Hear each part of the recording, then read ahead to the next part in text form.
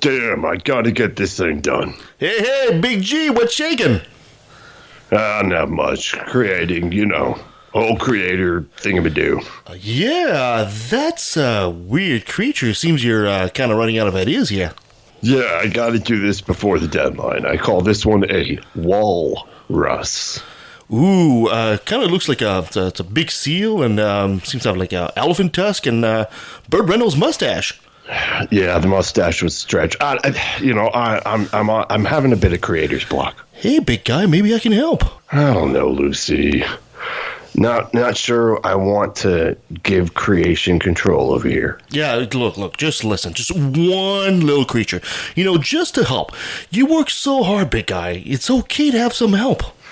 Okay, show me what you got. And here it is. Ta-da! That's, wait, where is it in your hand? Mm-hmm. Oh, wait, there it is. Okay. Huh. It's a small bug, apparently. Yeah, absolutely. Very light design. It likes to hang around water. It'll be good, for food, for bigger things like bats and birds, I like those. See? Just trying to help you, big guy. You get all the credit for this, and it won't take the spotlight from any of your better creatures and creations. It actually will help with diversity. It's a win-win. But, okay. But what will it eat, though? Some blood sometimes? Oh, like a scavenger? Yeah, kind of like that, exactly.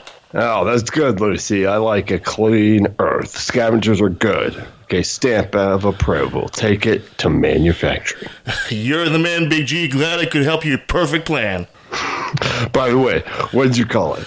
Oh, no, nothing fancy. I thought mosquito sounded good. Mosquito. Okay. Yeah, it sounds like a drink I usually have. But yeah.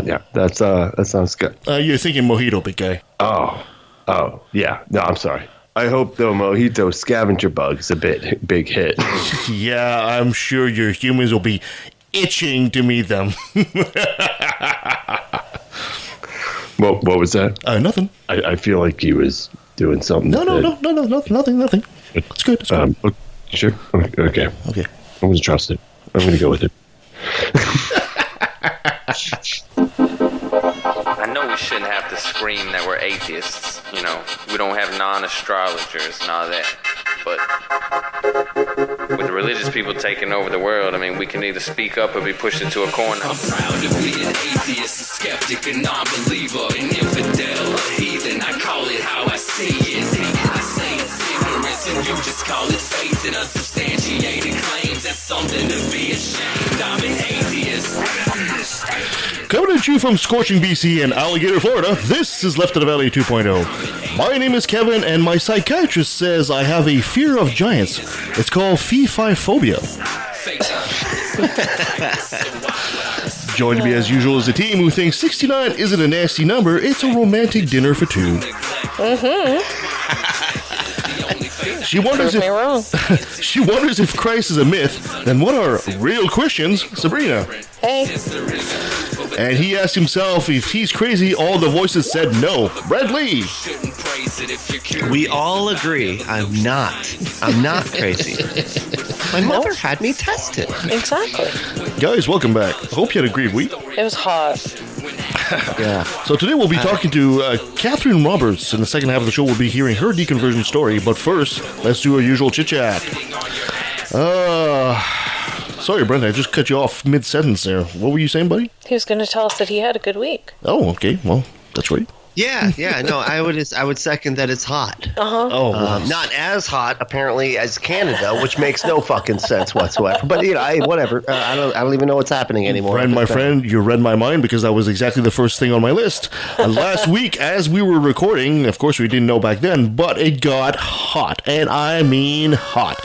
To give you an idea, the hottest temperature was recorded in Lytton, which is about 2 hours away from here.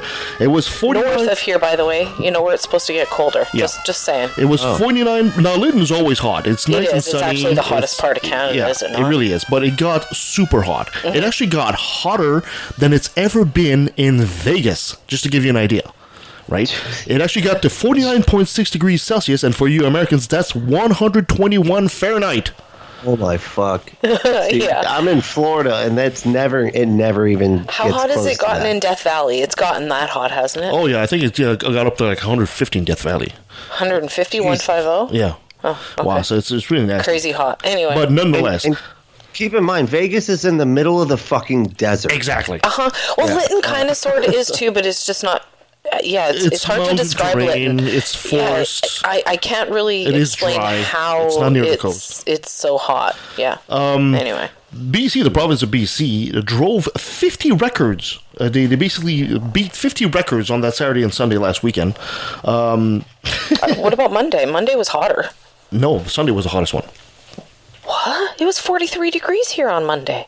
Still, Sunday was the hottest one. So it was really, really nasty. And on top of that, what happened afterwards is, speaking of the town of Lytton, forest fires came in. Yeah. And right now, the province is in a grip of huge forest fires all over the place. I think Because there's lightning came with that heat. yeah, and I think there were some. It was so hot and so dry that some forest fires, like within the town itself, started sparking. Like apparently there was a spark that came off one of the railway tracks. Yeah. And it started a fire, and it completely wiped the town of Lytton off the map. Yeah. Now, keep in mind, there's only 250 people that live It's a there. very small town. It's a village. It's not really a town, but it is predominantly First Nations. And to give you an idea of the They've all been evacuated. yes, Of course. and to give you an idea of the speed of forest fires, the way they move when it's that dry, they were giving the residents 20 minutes to evacuate. Yeah. 20 minutes to pack and go. And there's this really sad story I was listening on the radio of this guy who drove to his place, got out of his truck, ran into the house, grabbed two of his dogs, put them in the car, in the cab, in the truck, got back into the house to grab the cat. By the time he came back out, his truck was on fire, engulfed, and the dogs were dead. That's how fast this moves. Yeah. And this is why it's no joke. And this is why climate change is no joke. Oh, sorry, I forgot. Supposedly it's a Chinese hoax. I'm so glad it's a Chinese hoax. I'm Donald Trump, and I approve this message. Because we could really be in trouble otherwise. I've lived Chinese / Democratic hoax, you know. Yeah. That's a few years ago. We were living in the interior, and it was a really bad forest fire season that year. And I was surrounded by forest, and every single day I'd open my computer and I'd look on the map, where's the fire and how far is it from my house, and I had stuff packed. I was ready to go at any moment. And at that time I had 2 labs, 4 cats, 30 some odd chickens, and a whole bunch of ducks. The chickens and ducks would have just been left, and we were trying to figure out how to fit 2 dogs and 4 cats in a Chevy Cruise. And a child and 2 adults. Yeah, it's no joke. It's no joke. Yeah, I had no escape plan. To be totally honest with you, we really didn't have much of a plan except for to go hide in the neighbor's lake.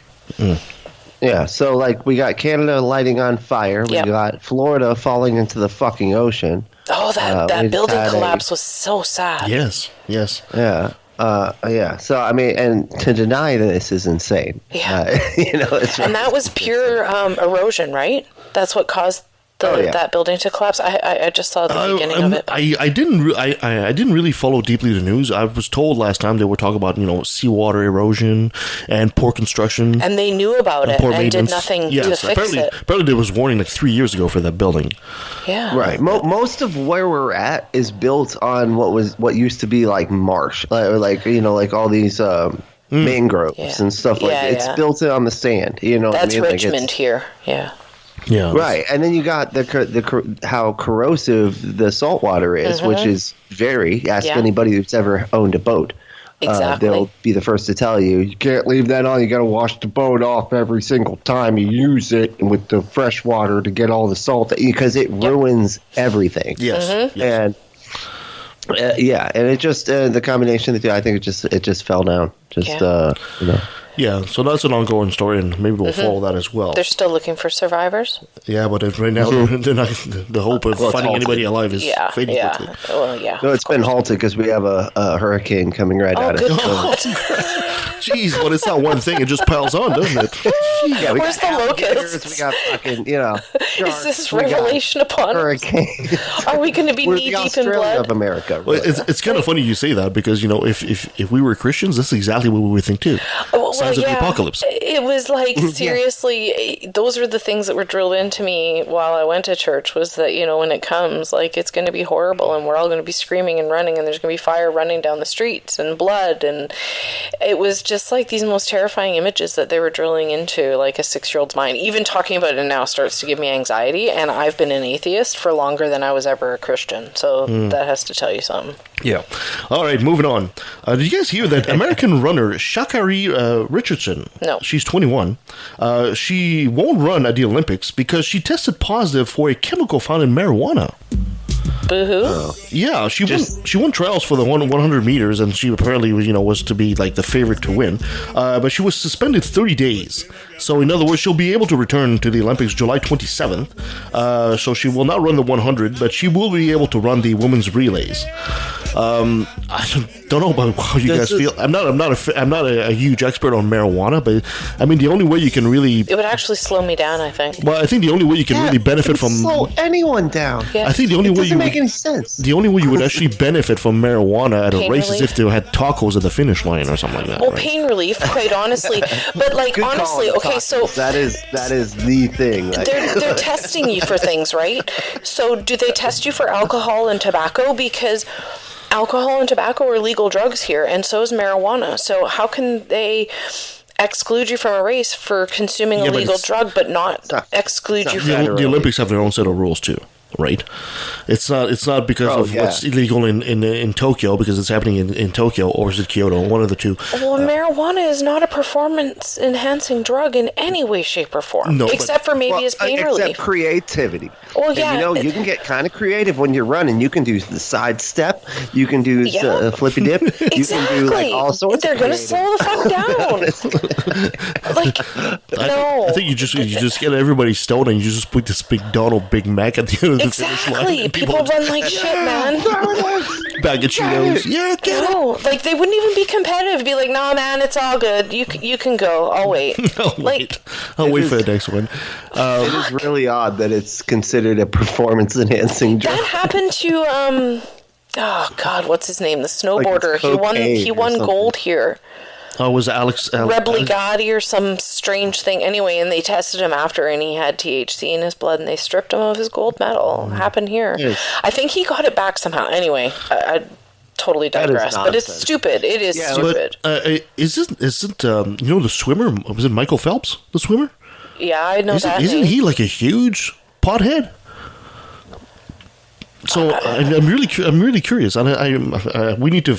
Well, maybe a little bit more research you can just stop using for a couple of days and not have it in your blood anymore. No, you can't. Well, on top of that, that's not possible. Well, Sha'Carri basically said also, right now, recently in her life, her mother passed away. So that was the reason, apparently, that she decided to just light up, smoke a joint, to calm her nerves. I don't have an issue with that. There's nothing wrong with that. She should be allowed to participate. This is stupid. Well, she is, but she's just given a 30-day. Well, I know, but she shouldn't be given that 30 days. It's stupid. I agree. It's not steroids. It's not something that would ever affect the outcome of the race. So it's stupid. It's a dumb rule, and it's archaic, and it needs to go Maybe somebody away can now. make an argument that it calms you down and gets away the jitters of the stress of performing. Then I'd give everyone a hoop before they go on the race. But I think you're right. It's a weak argument. Yeah. I mean, to me, it makes it like I make a point of never doing anything like that, even the legal strains that we have here, before any type of performance that I do, in this or debates or anything else. Like, I'll drink like a fish; it doesn't matter. But I won't do that because it ruins it. Like I'll just sit here silent. Yeah, it affects everybody differently. I'm the complete Why opposite. is everything round? The clocks are round. So is the planet. What's happening? The spaghetti monsters, meatballs. In other news, COVID surpasses 400,000 deaths in India. Really? And this is mostly from the Delta variant. Apparently, experts are thinking that it's actually they believe it's only a fraction of the actual toll, because polling and census making in India apparently is not very good. Well, there's a lot of rural areas, isn't there? Yes, They're kind of exactly. like dirt poor. Right now, less than 5% of the Indian population is fully immunized at this point too. So they could very well surpass the US. What's going on in the UK? Like, is it really? I just kind of saw something randomly on Facebook that made me think, like, don't they have their shit under control there? Like, what the fuck's going on? Well, the UK is also run by authoritarian conservative government. Yeah, they were talking like their track and trace is horrible, and people are having close contact and then not getting contacted for like 7 to 10 days, and then their 10 days have passed. They don't even have to like. Yeah, and they also made the mistake that they're really affected by the Delta variant, and the Delta variant is predominantly more effective as a virus towards the younger generations. And of course, when they came in the UK, they started immunizing the older population first, right? So they kind of bungle. Same thing in India. They just probably don't have access to the vaccine at all. Well, no, they do. We just like approved the vaccine for children because like we don't know how it's necessarily going to affect them. Yeah. You know what I mean? Like it's a big question mark. So like if the cure starts killing people before they've even had exposure to the virus, that can be a major bungle too. So it's tough. It's a tough situation. The Delta variant's scary because it's hurting the younger population because the other strains of COVID, really, children are kind of coming out of it okay for the most part, unless there's other underlying issues, right? The 18 to 30, I think, is the most affected by the Delta variant. So, and of course, I don't understand. Governments decide to release immunizations for the elderly population first, and to some point, I can understand how that makes some sense. But I don't think, if I was in charge of government, I don't think I would have done it the same way. I think I would start immunizing the younger ones first. Because they've got more life to live? Well, not just that. They're also the quote-unquote essential services which all depended upon for so long. Yeah. The cashiers and all that. Those people got priority as well. Yeah. So, I don't know. But I can also understand from a political point of view, the elderly population is also the one that votes. Mm-hmm. So, I can understand how they did that too. In other news... And they seemingly are more vulnerable. They are. Yeah, they are. Yeah. In other news, the Manhattan DA, the district attorney, charged Donald Trump's company, not Donald Trump himself, the Donald Trump's company, and longtime finance chief Alan Weisenberg. Now, they're allegedly... This isn't going anywhere, people, just saying. Well, I don't know. Allegedly, they basically got some benefits from the company, and they're basically trying to come after them for non-taxable benefits. Well, they didn't tax these kind of benefits. This seems to be obviously some kind of a ploy. Of course, it's a fact-finding mission. Yeah, they want to get at the books. To get Weisenberg to basically start singing and reveal where all the bodies are. Yeah. So it's going to be interesting to see if he actually does that. Well, and to get access to the books in general, too. Yeah. Because... And... like you say it's not going anywhere, but you got to remember that this is also how they got Al Capone, right? They didn't go after Al Capone for... Yeah, no, they got him for tax fraud. Exactly. So... We'll see. Yeah, because that's directly attached to, because like their biggest method seems to be just kick anybody who's just below you, just under the bus. Yeah. Kick the rats, and if the bus hits them, then it didn't hit you. Yeah, exactly. Kind of thing. You know what I mean? And that seems to be Trump's major method. I mean, he's used it politically. And now he's using it legally. I wonder if he's ever going to kick his own kids under the bus. I wouldn't be surprised if he did, but he would. I would not be surprised. Yeah. A true narcissist does not see that would be the case. Everybody else in a true narcissist life is just a pawn. Yeah, and I 100% believe that if he was truly honest with some sort of psychologist, he would 100% be diagnosed as a narcissist. Did you guys hear the Gulf of Mexico was on fire? Yeah, I saw the pictures. Yeah, did you see that video? Of hell! What an amazing video to hell! It is a portal to hell. Yes, I believe in God now. This is no longer an atheist podcast. I'm just saying. This is Armageddon. No, hell for sure. exists, and that's the portal. I'm trying to make it pretty clear. There is no heaven, just the hell part. This was near the Yucatan Peninsula. Is it still going? No, I think it's extinguished by now. Okay. It caught on fire and it was extinguished. The company called Pempe, they own a pipeline pipeline that was underneath there, and it went to a platform. There was a leak, a gas leak, and Bet you it was poorly maintained equipment. yes, it is. So not Pempe, sorry, Pemex. Pemex has a long history of major industrial accidents. Surprise, surprise. It was amazing when I first saw this. I was like, this has got to be Cheaper to pay the CGI. fines than actually do the maintenance. It looked like It looked like it was CGI. What the hell? Yeah, it was crazy. It looked like something you see The water in a was on movie. fucking fire. Like, Yeah. what the hell? We don't know at this point what caused the ignition. They just know of the leak, and All it takes happened. is the right amount of bang. yeah. And Sometimes with shit like that, or maybe there was a spark inside the pipe. it's just amazing to see the water on fire, and you have boats throwing water on it to extinguish it. It's Yeah. like, And that's not going to work. You got to get the gas leak under control. Like, Well- that's what's lighting on fire, right? Like, hello. yeah.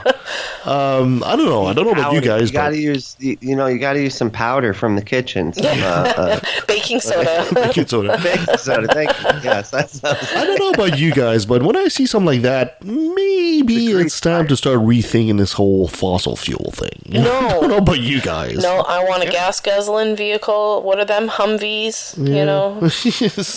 I don't know. I think it's slowly but surely we should start It's kind of walking sick. away from I have a compact vehicle, and it's costing me over $70 to fill my tank. Thankfully, I only have to fill my tank like once a month, but still, like, that's insane. Then the problem lies where it's like, okay, yeah, if we went to electric vehicles, you know what produces electricity, right? Well, here it's water. Fossil fuel powered fucking electric plants. Well, in the States, yeah, you guys would you'd still need to switch gears. I mean, here we use hydroelectric, so Yeah, we have a lot of hydro. we have a lot more clean energy. Oh no shit! Oh, Yeah, okay. all of our electricity is There's hydroelectric. very few coal power plants in Canada. I think there's a Yeah. couple in Ontario. Possibly, yeah, but in But BC the for vast sure, majority it's of 100% the electricity from hydroelectric. Canada is actually hydroelectric. The Yeah. vast majority. Oh Yeah. shit! Yeah. Oh, that's awesome. Good We for call you. it hydro here. We don't call it electric. Like, it's how the hydro bill came in. Yeah, the hydro bill came in. We basically just have those generators that you have when like the power goes out, where you fill it up with gas and Yeah. it generates your house. Yeah. Yeah. We have we just have really big ones of those Really? that power. It's a big Honda. Brent's out there. He grabs a ladder. He has to pull the cord. No, there's a lot of nuclear power in the States, isn't there? No, that's more Europe. Is it Europe? France has a lot of nuclear power. There is some in the States, obviously, but Yeah, well, the it's Simpsons not, wouldn't Yeah, exist we got a otherwise. couple here yeah, in Yeah. Florida. but it's not as predominant as it is in other parts of the world. So where's your energy? Is it coal? Your No, I electricity? think ours is mostly gas powered and then nuclear. Is Oh, there we go. It is? Wow. I think I'm not. Don't quiz Florida. me on that. Well, of course, yeah. I'm just anyway. Last Canadian mind But I blown. understand. Last but certainly not least, Calgary in Canada had at least Sorry. 10 churches have been vandalized, and this is in response, of course, to the residential school crisis that's been. They've been Say woohoo! they've been vandalized with red paint, a whole bunch of red handprints, and Good. phrases such as "We were children" Yep. and "Our lives matter." Yep. on a whole bunch of churches in Calgary. I'm betting you it's white people that are doing it. Could be. Just saying. I will put money on it. The Catholic Church, of course, operated these more than half of the residential school from 1831 to 1996, and they're still the only church that hasn't officially apologized for Or handed over their records. for the whole residential school debacle. Yeah, Which is why I'd like to say that I don't think that the indigenous people are responsible for all the churches that are burning down either. Because churches are burning down too. They're not just being vandalized. Like, there's been several. There was five. four. No, there are more than that now. Yeah, it's at 5. More. More? Okay. There's at least 7. Well, since they do nothing Yeah. for anybody, I'm actually okay with it. But the problem, what I was trying to get at, is that some of these churches that are burning down have the records that we need to find the lost children, and they're burning down. So to think that an indigenous person is the one that's out there and starting these fires, I just don't believe it. I think that it's really pissed off white people. Should be, and it's just my opinion, and I reserve the right to be wrong, but I really truly believe that it's white people that are just pissed the fuck off. And throughout the next couple of podcasts, Sorry? We look for reasons to burn things. Okay? Yeah, I think so. Well, and there's don't just care a what lot the of reason really is. like. We're like, yeah, okay, that could be like something I could possibly, whatever, it doesn't matter. Let me burn this shit. Yeah. Whatever. What are you guys talking about? People's Anyway, eyes have let me been burn. closed for a really long time here, and they've kind of lived in this la la land that Canada's this wonderful feel good country, and the United States was full of like savages. That's kind of what we were taught when I was in school. We were taught that the United States was forced assimilation and a melting pot, and Canada's multicultural and embraces all cultures.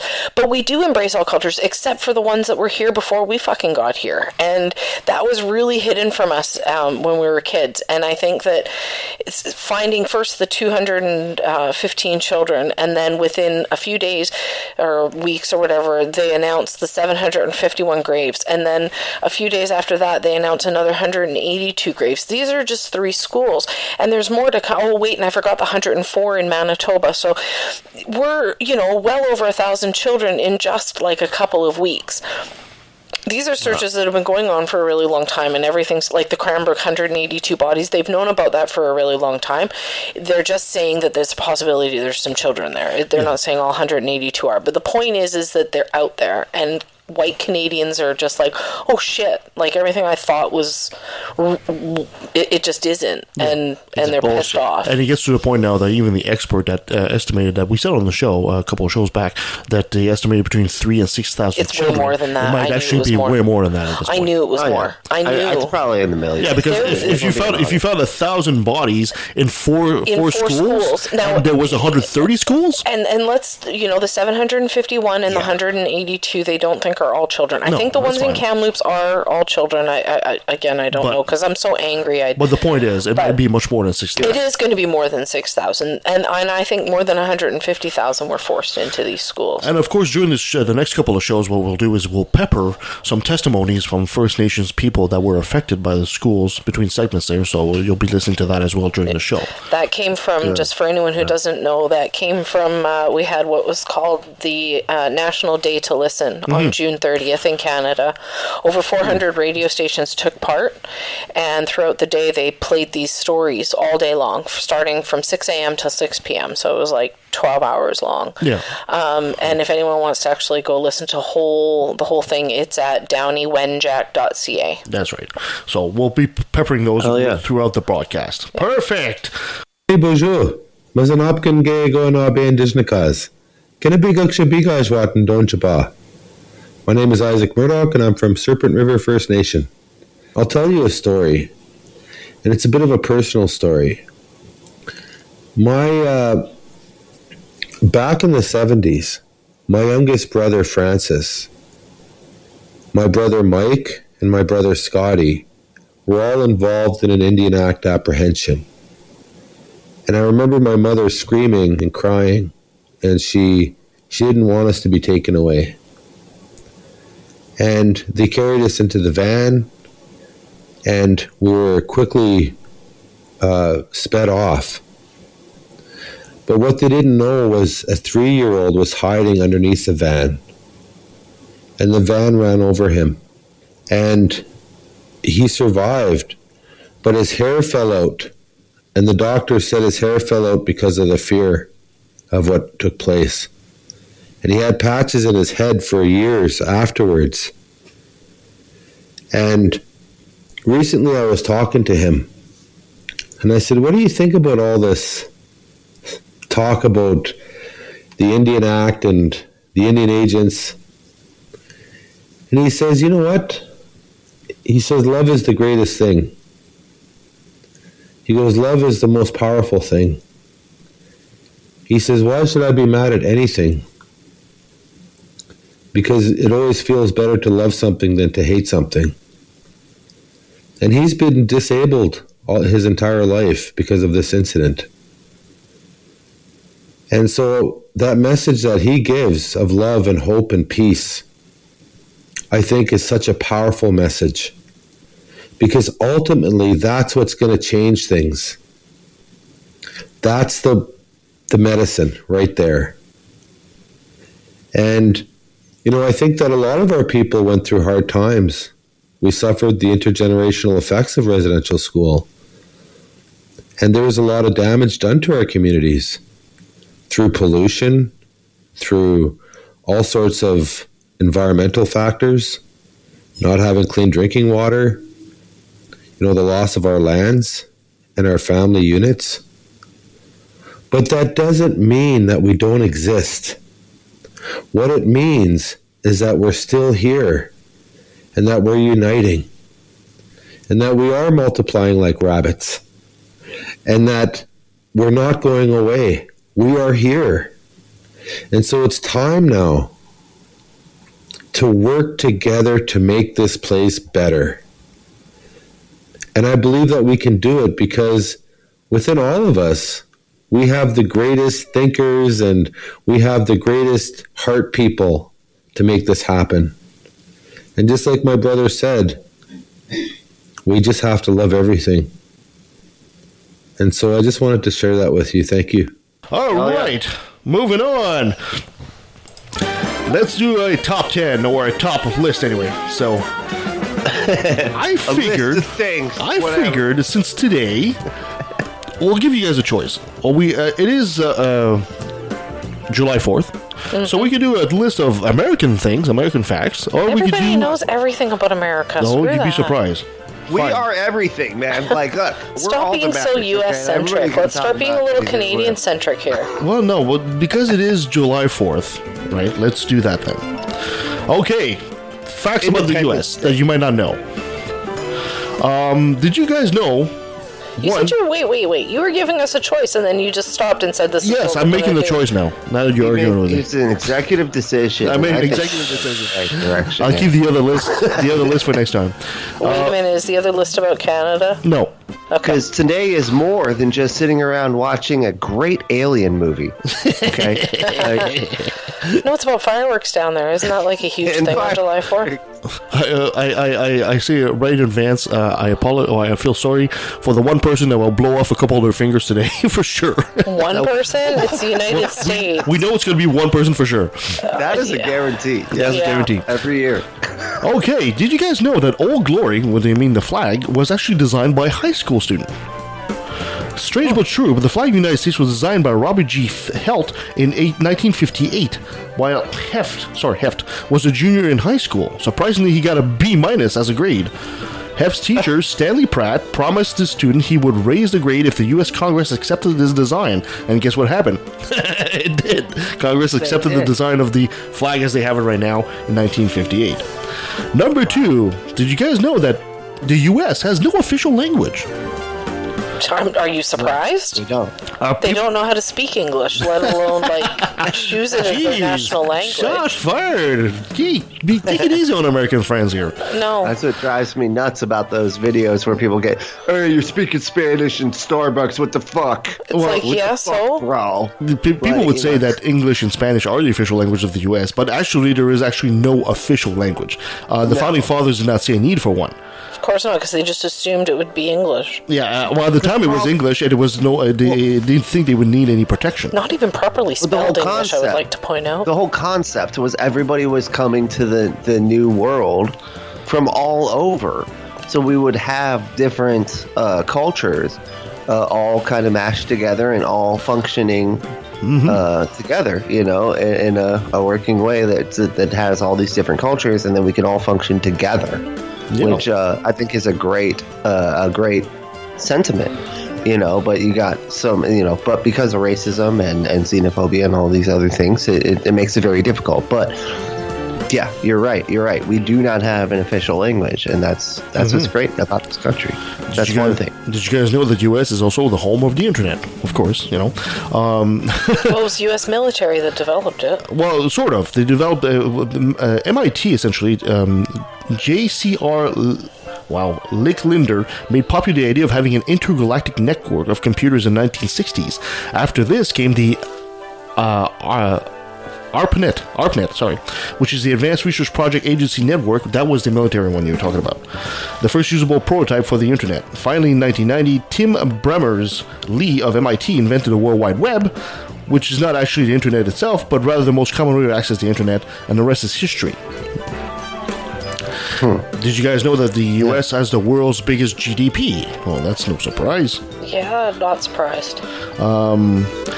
the U.S. does not always rank number one in the world when mentioning the globe's richest country. Does not always rank number one in the world when mentioning the globe's richest countries. This is because countries may be ranked according to GDP per capita, so the wealth of a country divided by its population. When it comes to pure production power, however, specifically in reference to gross domestic product, the U.S. does come first.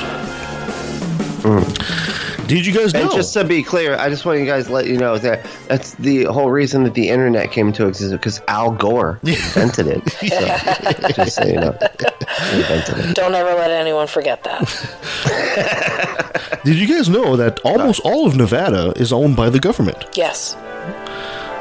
You would think, right? I mean, the state of Nevada is rife with protected wildlife areas, forests, national parks, and monuments, all of which are owned and run by the U.S. federal government. I knew that. Notably, Area 51, of course. There is so much the government owns that it adds up to about 80% of the entire state. I knew that. Libertarians are going nuts right now. They probably are. Did you guys know that in the U.S. there's 100 acres of pizza that are served every day? Oh yeah, pizza's They awesome. love their pizza, apparently. Hey, can we have pizza for dinner? I want do. pizza. In fact, surveys shows that Americans tend to prefer pizza over hamburgers. Yeah. I knew that. Yeah, I know. I was surprised by that. I knew that. That's axiomatically wrong. Jesus. No. No, but I was just watching a show where they're like, oh, that girl that like makes her whole personality surrounding her, like her love for pizza, and then they made that a whole thing. And I've never heard that, but apparently there's people that just put their whole personality around loving pizza. I love pizza. Wouldn't you? Did you guys know that the original capital of the U.S. was not Washington, D.C.? It was New York. Are you surprised? I am, actually. Why? That's where all the immigrants came. Fair enough. In 1780, Washington, D.C. was not where all the political action was. New York City was actually the nation's capital. When George Washington became the country's famous first president, Washington, D.C., nestled between Virginia and Maryland, was created as the capital in 1790, following a meeting between Secretary of Treasury Alexander Hamilton and Secretary of State Thomas Jefferson. Hamilton conceded to Jefferson, a Virginian, for the location of the capital, and in turn Jefferson agreed with Hamilton's proposal for the federal government to take the state's debt following the Revolutionary War, a quid pro quo. Isn't that interesting? And you got to keep in mind that there was a room where it happened. A room where it happened. Did you know that the U.S. uses about 17% of all the Earth's energy? How much of the population's there? 5. That's really that's the number that's important. That just tells you how wasteful the Americans are. The country uses about 98 quadrillion British thermal units BTUs of energy, which is quite frankly, it's a lot. Okay, yeah. Did you know? There's a lot of energy. A lot of energy. A lot of energy. Canada's is kind of the same way, but we're nowhere near the population. No, you don't hold a candle. Okay. Not in this house. We never go into second tier pricing. We're very, very energy conservative. Just saying. Y'all don't even have AC, okay? Yeah, we do. They're portable though. No need for that. AC. Think about it. We shouldn't have to, but anyway, there is now. Yeah. Did you know that more than 10% of all Americans have worked or will work at McDonald's? Yes. 10%? I'm not surprised. That's amazing. I think it's probably similar in Canada too. They wouldn't hire me because I worked at Wendy's first. And fuck that bitch. Yep, I'm not even joking. Back then, that was the standard. If you had worked at any other fast food place, McDonald's would not hire you. They'd throw your application in the garbage. It's estimated that 1 in 8 Americans has worked at the mega restaurant at some point in history. Mm-hmm. Wow. Did you work there? I have never worked. I worked at Chuck E. Cheese. Did you work at McDonald's? Oh no, I worked at any Burger fast King. Food? Yeah, Burger King. Yeah, Burger King and Harvey's actually. Yeah, see, Burger King is way better, by the way. Fuck everyone. I worked Wendy's drive-thru until like 3 in the morning. You get some really interesting customers coming through the drive-thru at 2 and 3 in the morning on a Friday and Saturday night. Just saying. Did you know people on other drugs too? I'm sure. Did you know that Alaska has the longest coastline in the world? Yeah. It's a big-ass state, man. It's sort of an island. Well, I should say the world. I should say the longest coastline of all the other states. Sorry, not in the world. Astoundingly long coastline stretching about 6,640 miles. That sounds like That's probably 10,609. No, but Australia. Russia or Australia. Look, Anyway, it's bigger than they show in the little square. Oh yeah, absolutely. Oh yeah, The Hawaii. It is. Yeah, It's not huge. the same size as Hawaii. No. It's actually said to be longer than the coastlines of all the other 49 states combined. That makes sense too. The country's total coastline is 12,383 miles, or 19,928 kilometers. Yep. Pretty interesting. So it's always interesting to me when people are, like, well, where is Alaska? And people are like, yeah, it's right next to Hawaii. Yeah, Ooh, right? yeah. Instead of you got to drive all the way through Canada to get there. Like, I don't understand why the environment is so different, but whatever. It's right there in Yeah, the it's not boxes. nowhere near Hawaii. Oh boy. And certainly last but certainly not least, did you guys know that the slaves helped build the White House? I've heard that. When the call went out for workers in Europe to help build Washington, D.C., as the U.S. national capital in 1792, not enough people came forward to do it. So officials turned to enslaved and free African Americans, although likely most enslaved people, given the cost, to get the work done. These men built the White House and various other early U.S. government buildings. The land of the free was only free for some. After all, many across all groups, however, were braves. I feel like there's something wrong here because, like, it's framed as such as like, hey, we just asked it, like, hey, everybody, you guys want to build the White House or what? You know, and nobody. Okay, well, I guess we got to get the slaves to do it. I feel like that's not probably true. That's That is more likely. We want to build this building as cheaply as possible. Like, how can we work this? Yeah, it was probably Let's done. rewrite history so it looks good. Yeah, it was probably done with the best of intentions. Yeah, we should hire some workers, and then you realize, yeah, why the hell do that? We got slaves over here. Yeah. So Let's do it for free with these people. yeah, exactly. Yeah. That's probably what happened. Yeah. I agree. Well, hopefully you guys learned a bit about the U.S. of A. Perfect. Distance Nancy Holman Nancy Gasson, Edmonton, Alberta, Treaty 6 territory. Hi, my name is Nancy Holman. I am sitting on Treaty 6 territory here in Edmonton, Alberta. I'm a Cree-speaking Métis woman and love my language, and I keep it strong going in community and in family. I grew up speaking only Cree. Cree was my first language. So we always communicated through Cree. Mom and Dad spoke Cree. We all spoke Cree. And I treasure those moments. I really do. Both my parents are gone. There's a lot of elders that have passed on and, taking the Cree language. As we lose an elder, we lose a knowledge keeper, we lose our language teachers. And so I find it so important to keep this language alive. I want to say a few words from Glenn Anaquad, the residential school survivor on the documentary We Were Children. Glenn mentioned in his documentary, it says, people will listen, people will believe. That day has come. Canadian Red Cross deployed me out to Kamloops, BC for a social emergency for the 215 plus children they found. And I was on the ground and saw the heartbreak, the tears. And Nancy is the strong, Indigenous Métis woman. But this has taken me down to my knees. It's really important at this time to have a lot of Indigenous voices being raised and in support for the communities. They need ceremonies. They need prayers. They just need people to come together and realize now it's here. We can connect with the ones that they've lost, those children, to be able to find families and know that these children were loved and missed. So supporting them in just ceremony and saying, hey, we found you. You can go home now. We found you. My dear Brent. Perfect. My brilliant moment. Okay, yeah. Do you have one? You have another brilliant moment for us? I do. Perfect. I always have it. It's from the same website, of course. Sorry. I mean, hey, I'm a promoter, and I'm That's a believer. right. If it works, it works. Hey, if they're cross-promoting They did us, good. like, no complaints. They're like, hey, did you hear Brent talk about us on Left at the Valley?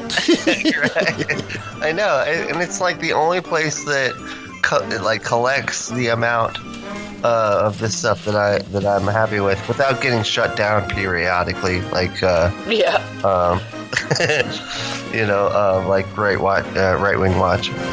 But so here, check this out. So lying, and I love the way that they put this. It's this is by Hemet Meta on the Friendly Atheist blog. Lying GOP activist claims the Equality Act would illegalize Jesus Christ. What? Illegalize. Is that even a word? Like, does spell check put a little bit of red underneath that when you type it? I don't know. Honestly, Anyway. that's a great question. I have no idea as far as the etymology there. I don't know. But and the funny thing is, and this is why I wanted to bring this one, was because I remember hearing this from people in my church and stuff growing up about Canada, that Canada had basically made it so that Christians were not allowed to read certain parts of the Bible. What? No. Yeah. No. Yeah. No. I'm sorry to burst your bubble, but That's because we're Yeah. socialist. My Bible's just Right? as thick as yours. That's why I thought this was such a great story to bring up. Was Anyway. because I remember hearing that they were like, That's hilarious. "Oh, if you can't say that homosexuality is a sin from the pulpit, right?" Oh, but that's different. That's very different. I mean, you cannot incite saying? hate What's it towards the homosexuals on the pulpit, Right. Yeah. but you can certainly have it written in your holy book. Yeah. And I think they could 'Cause, I mean, probably I can say say it's that- wrong, but it's not like go and stone them to death. Yeah, that's always the difference, right? If you could say, for example, I think homosexuality is wrong because God says so, and then if you say, I think homosexuality is wrong because God says so, we should kill him, that's where you cross the line. Yeah. Right. Yeah. There we go. But Okay. Americans, they like to simplify things, so they don't understand how that works, right? We simplify the simplified version, Right? dude. Like I agree with you. That's why you dropped all those U's in your words. You still don't spell them right. Color, honor, flavor. No, but so that was the issue. I think was the saying that shit publicly or whatever, or calling it a sin, and they were acting like that was illegal. But let me read a little bit of the article here. The Equality Act currently pending in the U.S. Senate would, if passed, prohibit discrimination against LGBTQ folks in public places and institutions. It doesn't dictate what churches do or must do, or what anyone has to believe. Right. First of all, let me stop you right there. First of all, these people, you can tell these people are completely disingenuous because, first of all, to talk about the LGBTQ, Jesus never said anything about the LGBTQ. So for them to infer that somehow the Equality Act will prevent Jesus from saying something bad about the LGBTQ is bullshit. He never said anything about homosexuals during his entire so-called career. So it does not illegalize, that was the word? Illegalize? Mm-hmm. It does not illegalize Jesus in any way, shape, or form. It's bullshit. Yeah, and I think you're right. I'm like running through my brain right now of like everything that he never said anything Jesus against the said. gays. He never said gays don't do anything. He never said that. I heard Paul did. Paul says yes. Paul said that. Yeah. But yeah, I don't think Jesus ever said anything about that. Never did. He never did. That's a good point. And let's face it, he's walking around, going on a fishing trip with 12 other guys. Come on, we all know what's going on here. I saw an argument earlier or recently where someone said basically if you're going to quote things like what's in the Old Testament about what should is wrong and these are sins you shouldn't commit. Jesus supposedly died for all those sins. That's what he's there for. And so you're believing all these things, but then you're quoting that it's wrong because it says so in the Old Testament. So you're totally nullifying what the point of Jesus was in the New Testament. Yeah. So is that really Christian? It's one of the bullshit and things. I'm totally chopping and murdering that if I could find it. It's one of the bullshit things they say. They basically say that Jesus, by his death, saves us from having to follow the law in the Old Testament. Yeah. But at the same time, Jesus also said, not one iota of the old law shall be taken away. And they always omit to say that. So Jesus himself basically said, yes, you have to follow the old law. But then they said, but no, he died, so he kind of gave us a clean slate. No, it's bullshit. It's bullshit because they want it away and they can't. Yeah, and the problem with the LGBTQIA plus community stuff is that they actually do say stuff in the New Testament. It's not like slavery, where it's majority in like the Old Testament, right? Like it's in the New Testament as well. Yes. So they think that that's like a confirmation for their fucking bigotry. You know what I mean? It's ridiculous. Up. And the biggest joke that this is said by somebody that's a member of the GOP. Let's face it. If Jesus was to appear right now, they would call him a brown-faced hippie socialist. Yep. They'd be the first one to ban him or cancel him. They would. Right? 100%. What are you talking about? Healthcare? He's hitting people for free? What kind of socialist communist is this clown? It's the first thing they would do. They wouldn't say socialist. That's way too That's way too thoughtful. Like it'd be commie. He's a fucking commie. That's the first thing they would say. So. Agreed. So this is completely disingenuous, and it just shows yet again the huge hypocrisy of Christianity. Mm-hmm. Right. But it doesn't dictate what churches must do or what anyone has to believe.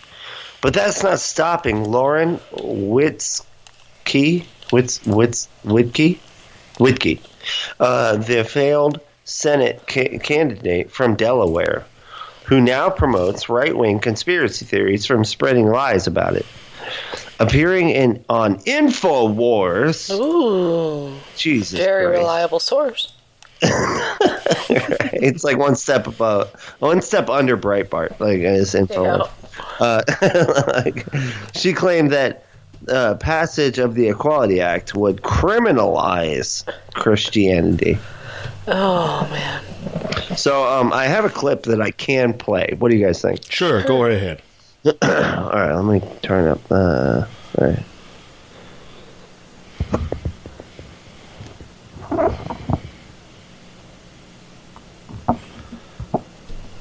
There is a war on Christians. They did this, they targeted me, and they made an example out of me because I'm an outspoken Christian who vocally opposes the Equality Act. Listen, Alex, I don't know if you know much about it, but they're trying to illegalize Jesus Christ and the scripture and categorize it. Absolutely, just like in Europe and Canada where they're arresting pastors. Tell folks about it.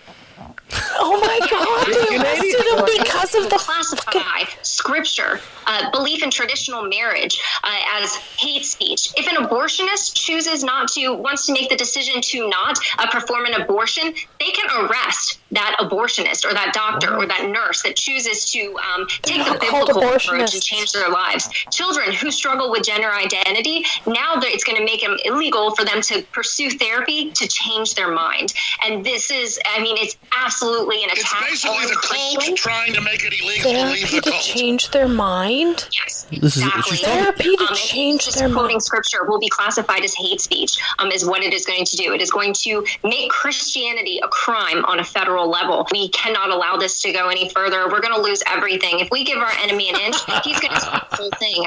As you've seen, Alex, you've watched as this slow fade has happened, and we have allowed it to happen, and it's gotten to the point now where we're all going to end up in Kamala's gulags unless we all stand up together and fight back as Christians. Oh, God. First of all, she knows shit about Canada. She is so wrong. So so wrong. Brent, I'm not seeing the video here, but I'm betting $20. She's talking to Alex Jones, isn't she? Oh yeah, didn't you hear his voice? Yeah, totally. That was Alex Jones. Of course it is. Of course it is. He was the one saying pastors are being arrested in Canada. Tell us about it. Okay, I'll tell you about it. Those pastors were having in-person church when they weren't fucking supposed to, when thousands of people were dying every single day from COVID. That's why they got arrested. Yeah. Not because they're Christian, not because they were pastors. The government came in. The government openly disobeyed a public health order. It's even worse than that, because the government came in and basically said they sent envoys saying, okay, we're going to help you basically social distance in your church. And he basically, fuck you, he said. Yeah. Okay, fine. So then they tried a second time. He said, screw you, I'm still doing it. And then they put a fence around his church. And he still disobeyed it. It isn't like they didn't just jump to arresting this guy. And then they arrested him. And honestly, if he was Sikh or Muslim or Jewish or agnostic or atheist or a flying spaghetti monster or a Satanist, it still would have happened. It did not fucking matter that he was Christian. No. Okay, and Brent. Exactly. The problem here's the problem, is that the scripture says if you are gay, you deserve to be executed by the state. Yeah. Yeah. That's sick. So, and they're like, why aren't we allowed to say that? Well, because it's fucking crazy and evil and bad. What do you mean? It incites hatred and violence, and that's illegal here. That's some old shit from fucking 2,000 years ago that is some bad shit that you shouldn't be fucking saying and actually believing it. Because it's old and it's stupid and it's crazy. Brent's got exactly on the nose. That's why you're not allowed to say it, because it's fucking crazy, because it's stupid, because it's Bronze Age belief. That's why. So dumb. It has been proven over and over and over again that all species of animals have homosexuals. Well, not all. Not all. I'm maybe getting a little on my high horse, but still. We just covered this on the other show where a guy was like, "Oh, they didn't kill enough of them when they ran through the fucking pride parade with their truck." Oh God, yeah, that one made me so mad. They only killed one person. Yeah. And right before that is preaching about how he's not a violent person. Excuse me? You just said not enough of them died, you dumb piece of shit. Yeah, they're the people that was the thing. He was like, these people love death and they love harm and stuff.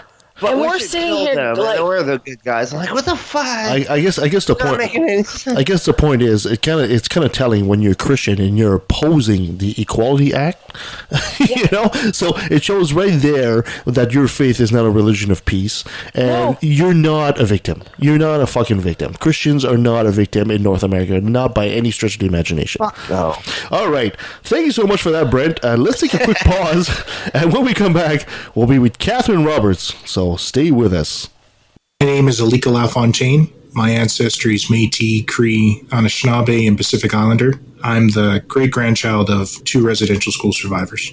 So I look at the impacts of the residential school system, both personally through my own family, but also as a professional, as someone who works as a physician within the medical system. We all live in the context of our experiences. Having had family that have gone through residential schools, I can see the impacts that it's had on my grandparents and my father and, other relatives, and how that's changed the way that they interact with me, but also in the greater context of what it means to be Canadian. One of the things I've realized in going through this new cycle of truth is that Indigenous communities never forgot these children, but Canada forgot about them. Even though the 2015 TRC, Truth and Reconciliation Commission final report talked about these lost children, I don't think we were ready as a country to actually have this discussion. And so unlike the last cycle of truth, where we were fighting to have the acknowledgement of residential schools taken as truth, I think we've definitely moved forward with this new cycle where we've now come back to talking about these lost children, these unmarked graves. And it shows that Canada is really moving forward in its discussion. We have a long way to go before we reach reconciliation, but we are becoming closer and closer to accepting the truth of what's happened historically. The 215 Pledge is really a way for non-Indigenous Canadians to know how to enter into that relationship with Indigenous communities and Indigenous peoples that live in the same places that they do. That way they're ready to hear our stories. They're ready to understand what they can do in order to help and support us. The 215 Pledge focused around the 5 stages of grief. It asks 5 commitments from them.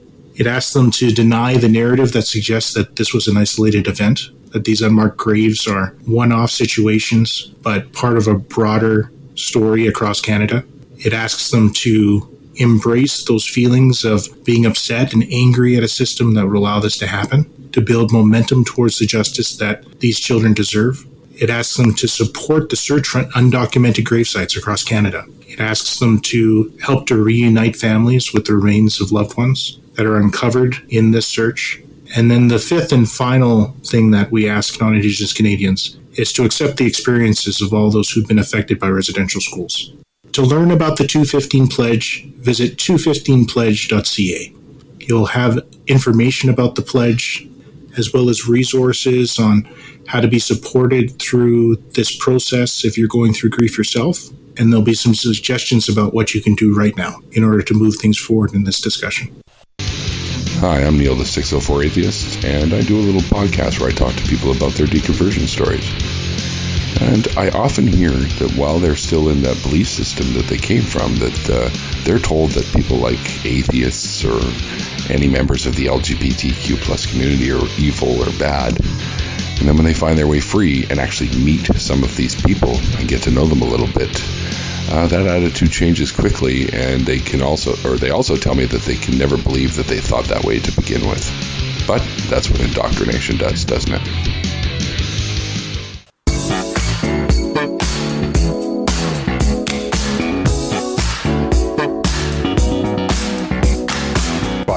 The Old Testament, which in Genesis is an account of nature. That's what that is.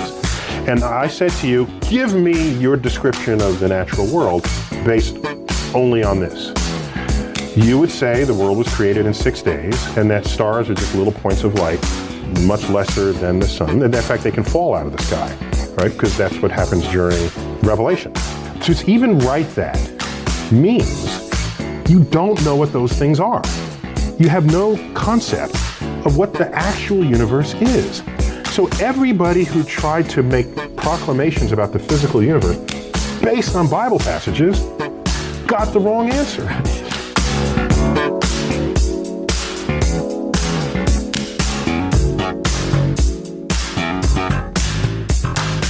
All right, our next guest is actually a newbie, our first newbie on the show. I love to say that. Her name is Katherine Roberts. She's a blogger, and she came out of the face. She's a snappy dresser and a snazzy dancer. Katherine, thank you so much for joining us on the show. Well, thanks for having me.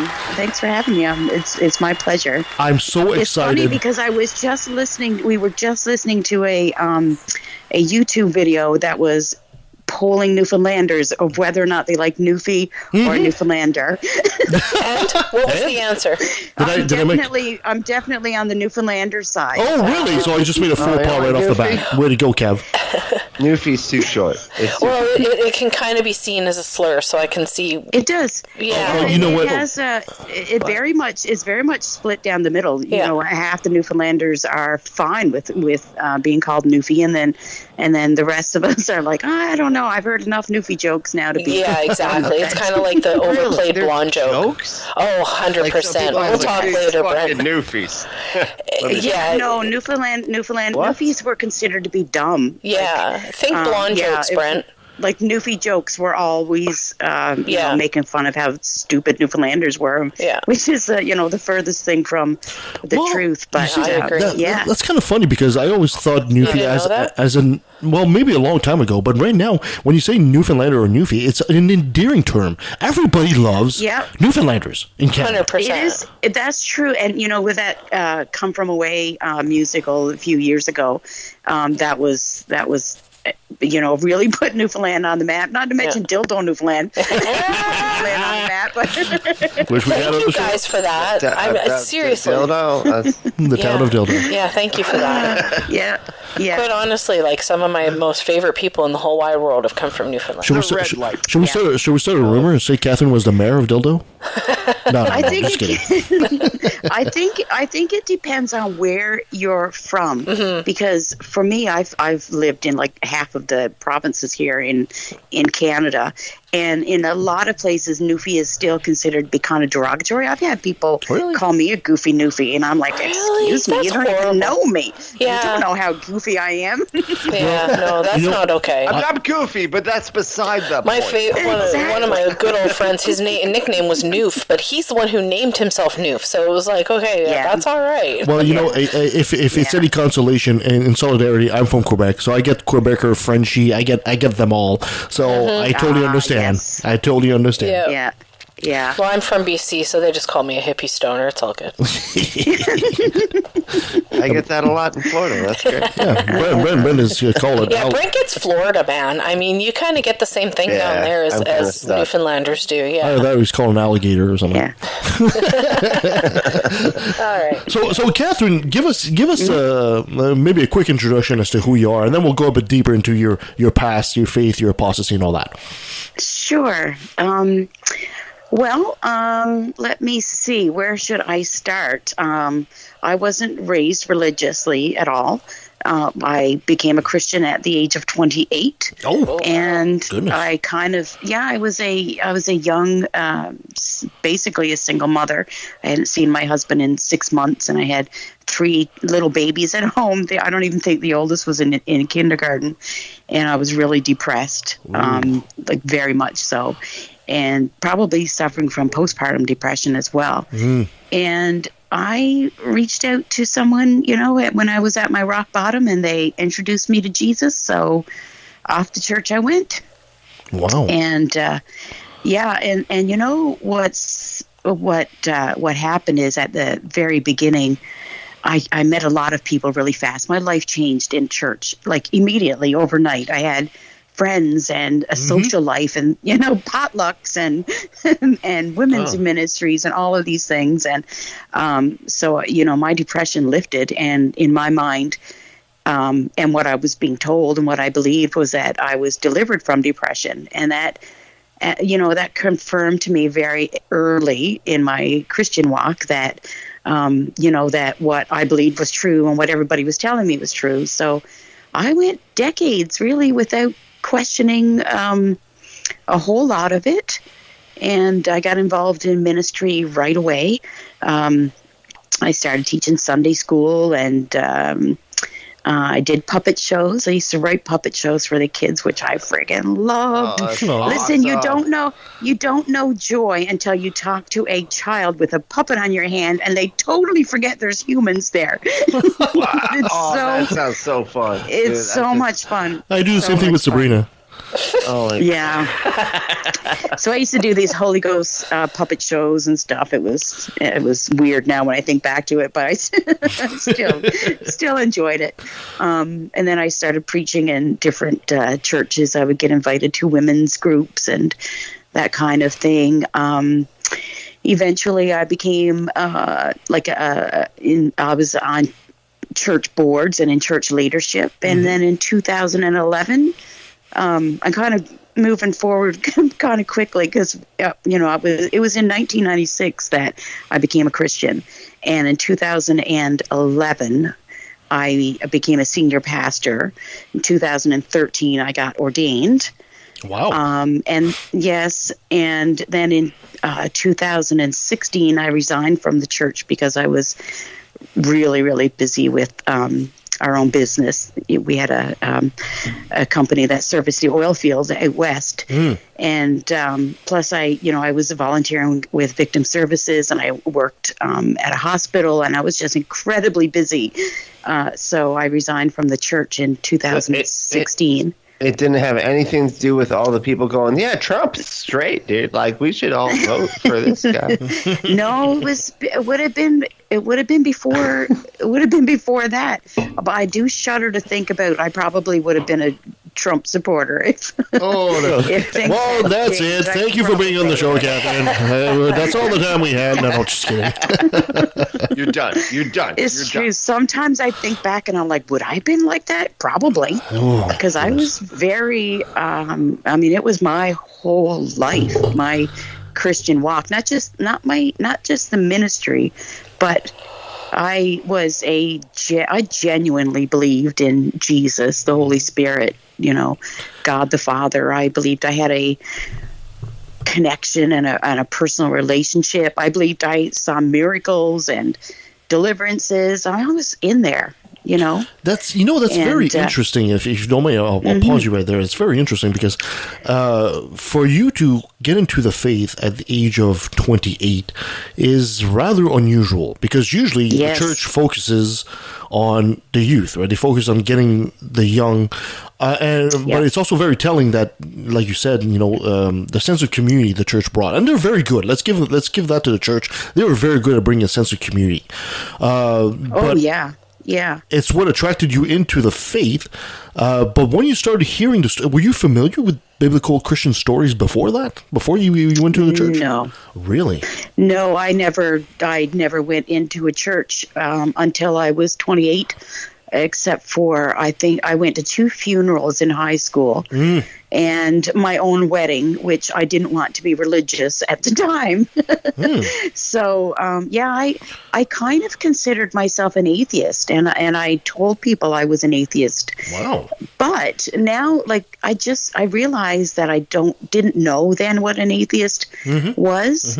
I just thought an atheist, I still believed in God. I just really didn't like his ideas about things. So that's what I thought was an atheist, You're more anti-theist. That's, I guess that's what I probably was. But I married into a very religious family too. So, I've been with my husband now since I was 19. So we'd been together like 8 or 9 years at the time. So it wasn't that unusual that I went to, that I turned to God or the church, because I guess I always did believe in a God up to that point. I just didn't go to church, so I thought I was an atheist. If that makes sense. I'm just still shocked when you say doesn't go to church. I'm just still shocked you say you've been with your husband for only this many years, because I'm looking at your picture. I thought you had to be like 35 tops, right? I mean, come on. Oh, yeah. Yes, thank you. He's good at that. Flattery. I'm actually 53. Oh, really? 53. No, you couldn't tell. Yeah. You couldn't tell at all. Yep. Yeah, I good filters. I don't know what to tell you. If you saw me right now, you wouldn't be impressed. Instagram is awesome. It goes both ways. That's why we do it via Skype and we do it audio, because trust me, I don't want to subject you to my mug first thing on a Sunday morning. That's what you saw. Oh my God, the devil came through. Oh yeah. So I'm kind of curious as a 20-year-old, and you usually when you're 28, I remember being 28. I know, like before 25, your head is still in a fog, as a young adult. But 27, 28, you pretty much come into your adult self in many, many ways. Yeah. When you heard these stories, the Bible stories, Christianity, especially maybe the Old Testament, at some point, what made you believe that these things actually happen? What part of you actually accepted that? Well, see, here's the thing. I really was just kind of coming into my own, even though I was 28 and I had 3 children at the time. I did marry early. I had never gone to a church. The first service I went to, they sang, "Are you washed in the blood?" And I turned to my friend and I'm like, "Do they bring out blood for us to wash in? Because I must leave if this happens." So I started off, I started skeptical. I asked, I've always been a learner. I've gone back to school. I couldn't even tell you how many times. If I told you that all the different diplomas and certificates I have, you'd laugh at me. So I've always been a learner, and I've always asked questions. I've always been curious, and I asked dozens. Like the pastors were irritated with me that I would ask so many questions. And I was told things like, don't worry about the Old Testament right now. You're a baby Christian, so stick with Ephesians until you've really got a good handle on how much God loves you. And so, ignore the part where he hates you before you get exactly. Yeah. That's exactly what I was told. Yep. And I told other people after too. You know, so the indoctrination started very early, and the confirmation biases started to grow. You know. To develop right at the very beginning, like as I said, when I thought I was delivered from depression. And, you know, I can look back now and I can see, well, in 24 years, I went through many bouts of depression. So I wasn't delivered from depression, but I learned to frame everything in my life as an answer to prayer or a lesson from God or, you know, a Holy Ghost setup or whatever, you know. It was my entire life. So I was in that bubble, and everybody else around me was saying that this is what it is, you know. So I believed it. And it took me years to actually go back to those questions that I even had in the early years, like, you know, how come when Tamar was raped, she had to marry her rapist? And how did Jonah live in a fish's belly and then happened to get vomited up in the right spot? And like all of these things, that just didn't make sense. Did we really come from two people, Adam and Eve? Is that possible? And is hell a real thing? Can heaven be a real thing? It took me a long time to examine those things, you know, for myself rationally. It took getting out of the church, I think. It took my husband and I retiring, and we could take a minute to think, and we spent hours and hours and hours talking about the Bible and God. We were still Christians when we retired. But you know, we just the more we examined it away from the pressure of everyone else, I guess, the less it made sense to me. Do you feel that maybe your acceptance of these stories, even though there must have been a side of you that was a bit incredulous, was essentially the price to pay for being accepted as a member of the church? I don't know, because I really believed them. I mean, I remember lots of times when I would preach a sermon, I would say, these are not Bible stories. These are Bible accounts. Every word in this book is true. So I didn't take it figuratively. Wow. You know, they were literal stories. Preach. Yeah. Really? I mean, I believe that. Oh, sorry, say that again. I'm surprised because in the Bible it says that women aren't allowed to speak in front of men. She was ordained, right? She said earlier. Even then, that would never have happened in my church. Women weren't not allowed. Maybe we should clarify that. Which church were you belonging to? If you don't mind us asking. What denomination? See, I belong to several different denominations, and I find that I considered myself to be Pentecostal. Oh, okay. But I know that in the States that's a little bit different than what it is here in Canada. I've been to a Canadian I think you say church. Pentecostal in the States, and they think of snake handling and stuff. You know. Yeah, that's right. Yeah. But Pentecostals are actually pretty open about having women in ministry. Yeah. Okay. Especially here in Newfoundland. But see, I get that a lot. A lot of people have actually just said, "Oh, well, you know, your problem was you were a female pastor, and the Bible is against that, so that's why you're falling away now." But a lot of I hear all of that kind of stuff. Yeah. And you'll come back when you're on your deathbed. I heard that one a lot too. Oh God, yeah, no, it's just not happening unless somebody can give me unless somebody's got some evidence for me. There's no way I can go back to having my eyes closed in faith anymore. I can't do it. Yeah. That's a good way to put it. I did not want to become an atheist. I didn't want to discover that I didn't have a good reason to believe in God. Mm-hmm. It just happened to me. Mm-hmm. And I was as surprised as anybody else. I was shocked and devastated. I had to go through therapy. Mm-hmm. Yeah. It's amazing That's a common how thing, I think. intellectual honesty creeps up on you, right? At some point, Yeah. because you hear that a lot from Christians. Oh, you just choose to sin, or you choose to no. They didn't choose any of that. You choose not to believe. You don't choose belief. It just you're either convinced or you're not. And of course, the more educated you become as a person, the harder it is to convince you. Well, and it was really hard because they ask these questions that make a lot of sense in the church, and they just tell you don't ask those questions. You just take it in blind faith and believe it, like it happened. So like the things about Noah being in the stomach of a fish, doubting was frowned upon for sure. 100%, a lack of faith. Even looking at other sources, I didn't read. I hardly read a secular book in 24 years. Probably, maybe 4 or 5 books that weren't Christian in 24 years. Wow. So it was very much. Because I wanted to protect my faith. I didn't want it to be ruined by the world or the devil. That's the fear that's baked right into that Christian theology, right?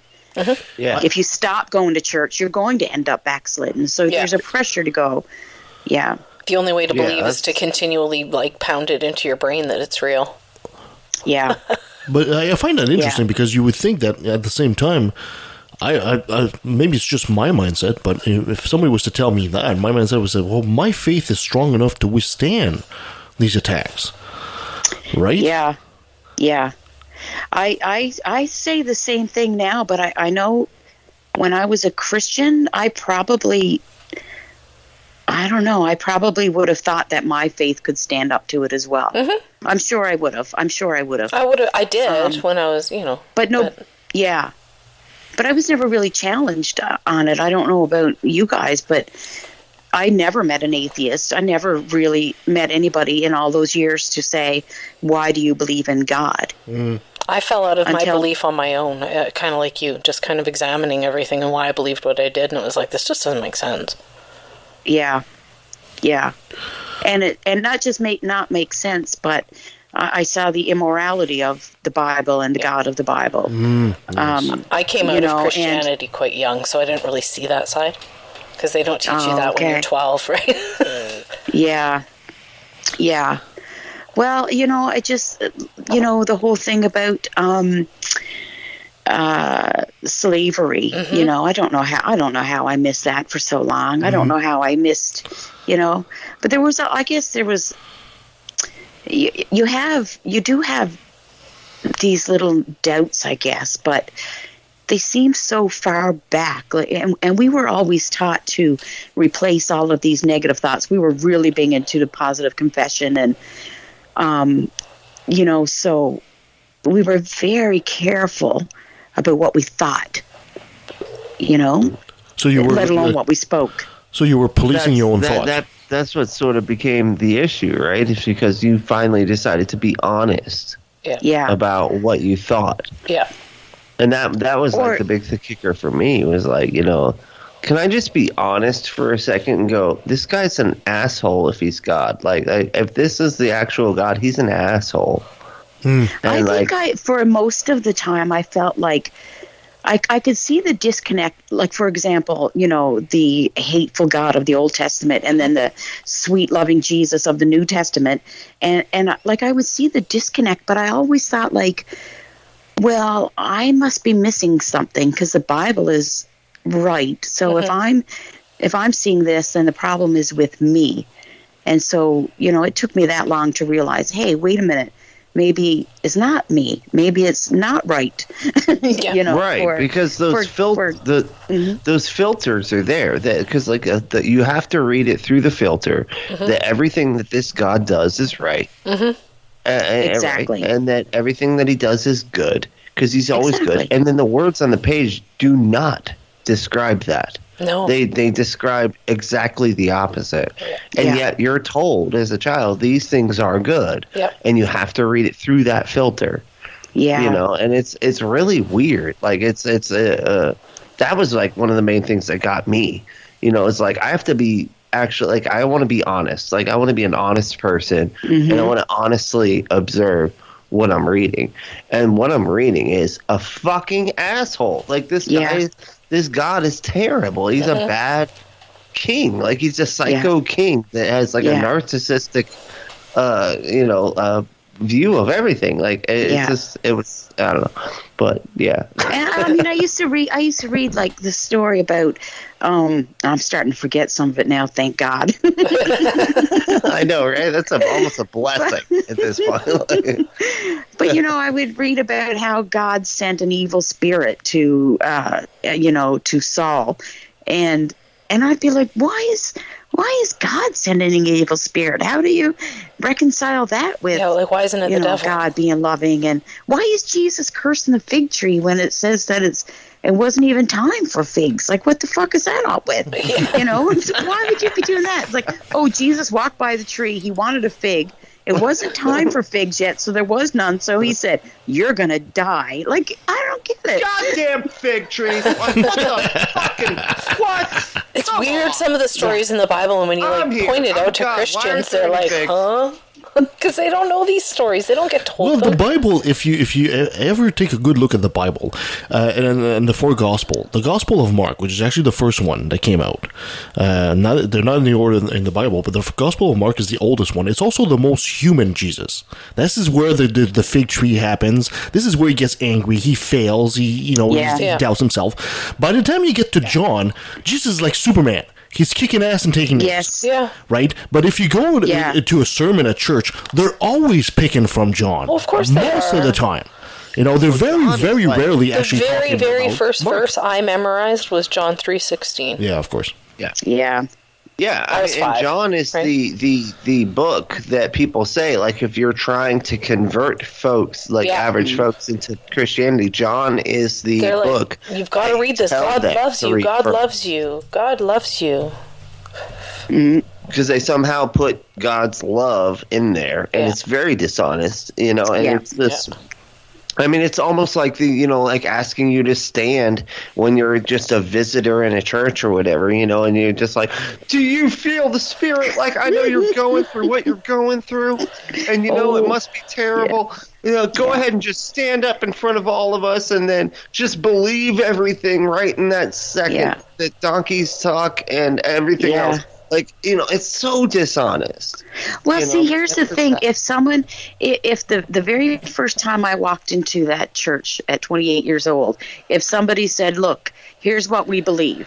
We believe in talking donkeys and human swallowing whales and if somebody, even the virgin birth and the blood sacrifice, those things, I would have said, "Oh, I'm in the wrong place." Yeah, I would have backed down.